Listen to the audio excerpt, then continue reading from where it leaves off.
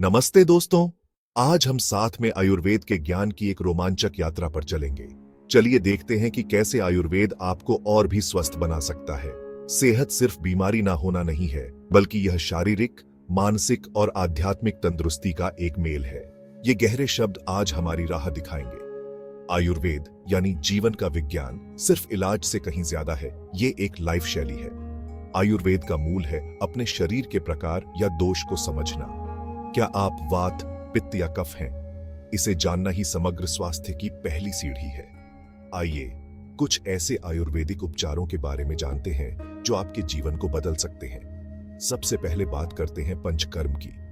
ये गहन शुद्धिकरण प्रक्रिया आपके शरीर को सेल्यूलर स्तर पर डिटॉक्स करने के लिए बनाई गई है। कल्पना कीजिए कि कैसे तेल से स्नान, हर्बल एनिमा और नस्य जैसे 5 उपचारों के जरिए आपका शरीर और मस्तिष्क फिर से जवान हो जाता है। पहले से ही हल्का और तरोताजा महसूस कर रहे हैं ना? अब बात करते हैं हर्बल उपचारों की।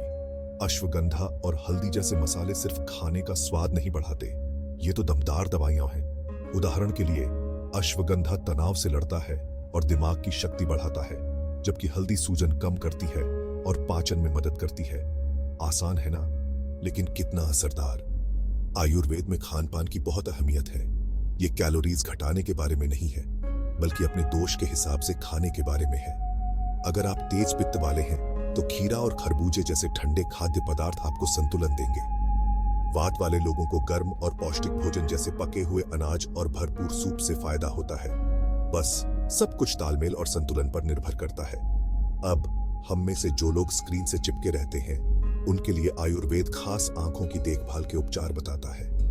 त्राटक जैसी क्रियाएं, जहां आप एक बिंदु पर ध्यान केंद्रित करके दृष्टि और एकाग्रता में सुधार करते हैं, जीवन बदल सकती है। अपनी आंखों को वो आराम दीजिए जिसकी उन्हें जरूरत है, कुछ आसान सी कसरतों के साथ जो आप कहीं भी कभी भी कर सकते हैं। और हाँ, योग को कैसे भूल सकते हैं? आयुर्वेद की बहन विद्या। योग को अपने दिनचर्या में शामिल करने से लचीलापन बढ़ता है, तनाव कम होता है और आपके दोष संतुलित होते हैं।